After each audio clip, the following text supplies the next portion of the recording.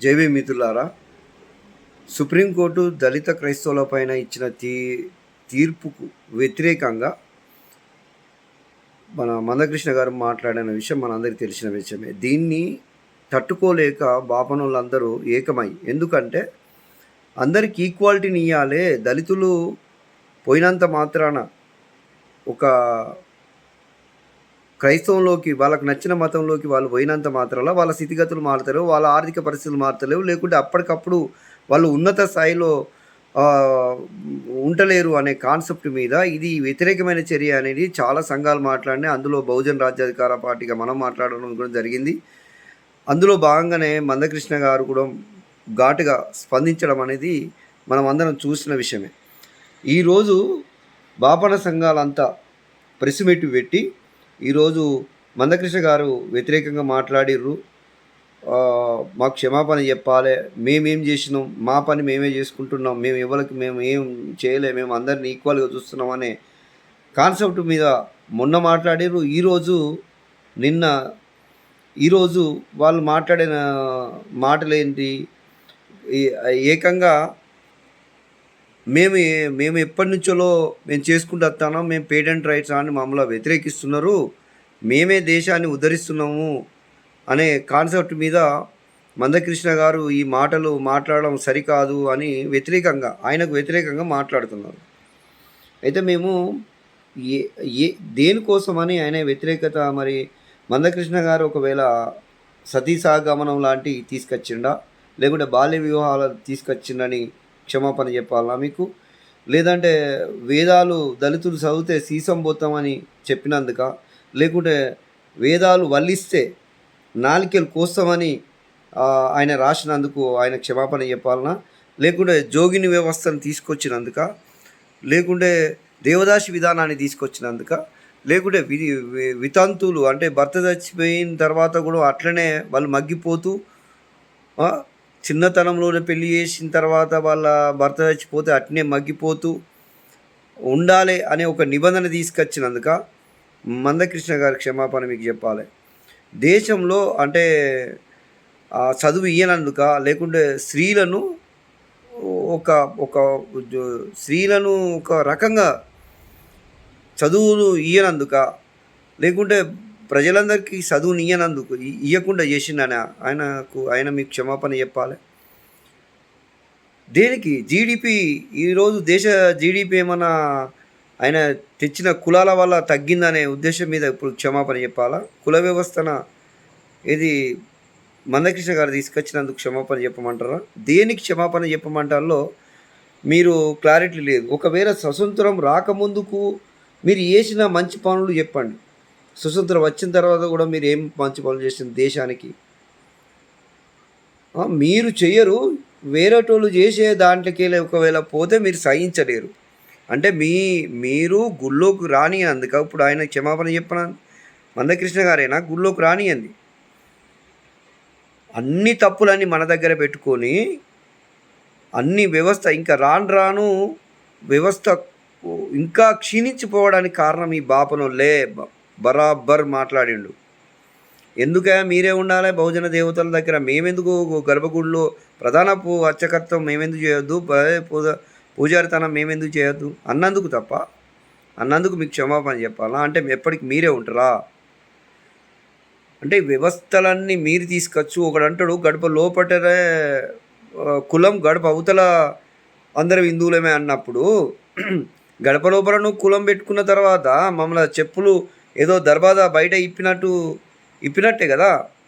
అంటే నువ్వు నీ లోపల నీ ఇంటికి పిల్లను నువ్వు, మా ఇంటి పిల్లను నువ్వు చేసుకో, మీ ఇంటి పిల్లను మాకు ఇవ్వవు. మర్యాదపూర్వకంగా ఈ రోజుకైనా ఎవరైనా బాపనోళ్ళు చేసిరా? ఒక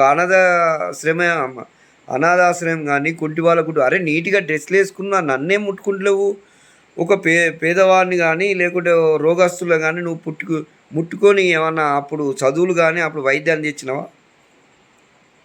తీసుకొచ్చింది క్రిస్టియన్ మిషనరీలు తీసుకొచ్చి వాళ్ళు విద్యను నువ్వు ముట్టుకోనోని వాళ్ళు ముట్టుకొని వాళ్ళు దగ్గర తీసినందుకు వాళ్ళకి నచ్చి అటు పోతున్నారు. లేకపోతే నీ దగ్గరనే ఇవన్నీ ఉంటే వాళ్ళు ఎందుకు పోతారు అనే కాన్సెప్ట్ కూడా మీరు ఆలోచించకుండా ఈ రోజున దళితుల మీద ఒక వ్యతిరేకమైన భావాలు కలిగి మీరు ఈరోజు దేశాన్ని, దేశ సంపదను ఇదివరకే కొల్లగొట్టిర్రు. మీ అనైక్యత లోపం వల్ల. అంటే గడప లోపల అంటే వాడి మనసు నిండా కులం ఉంటుంది, కుల గజ్జి అనేది లోపల ఉంటుంది. వాడు బయటికి వచ్చి మనం అందరం సమానం మీది వేరులకు అంటాడు. అంటే వాడు మంచినీళ్ళు ఇంటికి పోతే మనకి ఇంకో గడుపు ఉంటుంది పక్కకు, అది కిరాయికి మనకి ఇయ్యడు. మనం హిందువులమే కానీ మనకి కిరాయికి ఇయ్యడు. ఎవరికి ఇస్తాడు? వాని కులపోలోకి ఇచ్చుకుంటాడు. అలాంటప్పుడు ఈక్వాలిటీ ఎక్కడ ఉన్నది? గడప లోపల నువ్వు కులాన్ని మంచిగా దాచిపెట్టుకుంటున్నావు, నీ మనసులో దాచిపెట్టుకుంటున్నావు.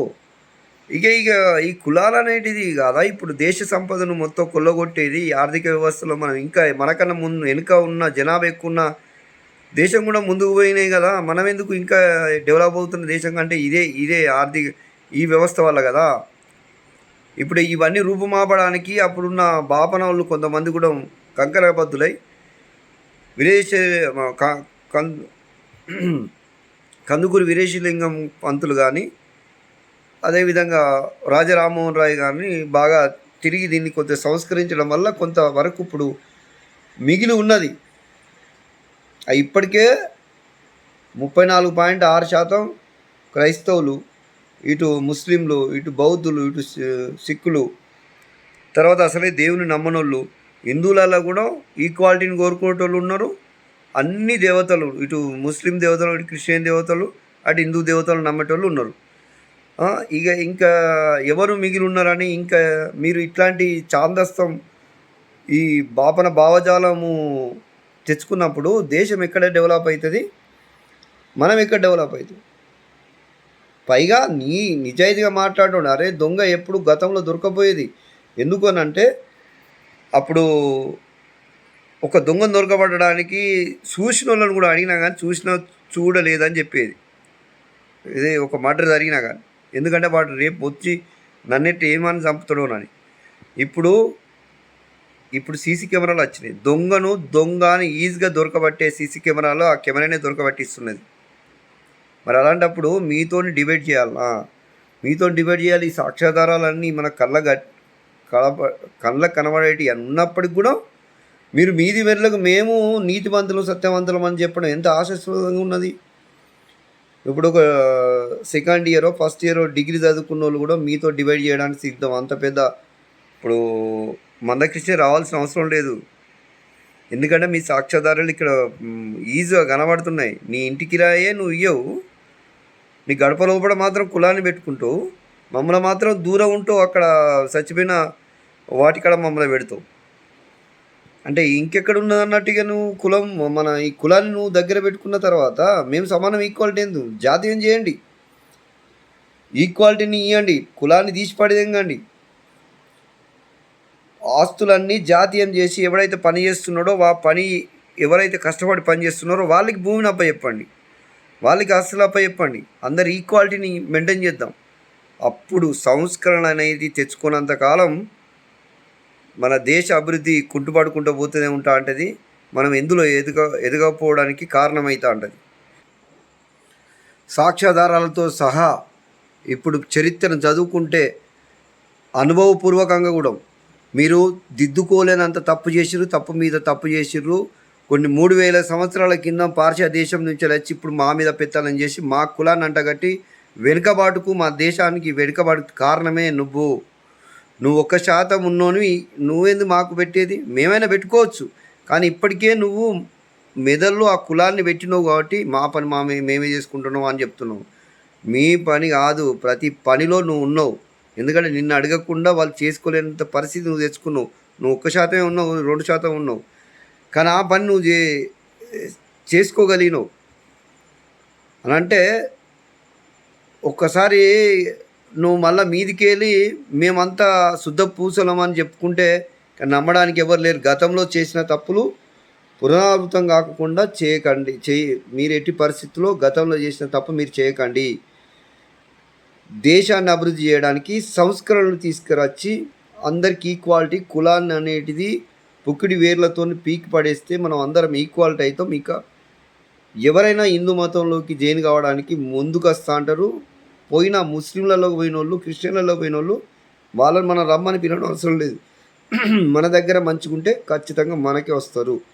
ఈ దిశగా అనేక చర్చలు పెట్టి మీకు అర్థం కాకపోతే నిపుణులను, విద్యావంతులను అందరిని కూర్చోపెట్టి అట్లా వందల వందల మీటింగ్లు పెట్టి ఆ తర్వాత మీరు ప్రెస్ మీట్ పెట్టి మాట్లాడండి. ఇంకోసారి ఇలాంటి మీటింగ్లు పెట్టి మందకృష్ణ గారిని కానీ ఇంకెవరిని కానీ వ్యతిరేకిస్తే, గతంలో ఊరుకున్నారు మా వాళ్ళు, రాజ్యాంగం రాకముందుకు చంపిన మీకు కేసు లేదు కాబట్టి మా ఆస్తులన్నీ దోసుకొని మమ్మల్ని చంపిర్రు అప్పుడు ఆ గతంలో. ఇప్పటికి చూసుకుంటూ ఊరుకోవడానికి మేము సిద్ధంగా లేము అని బాపన సంఘాలకు హెచ్చరిస్తూ జై భీమ్ జై భారత్.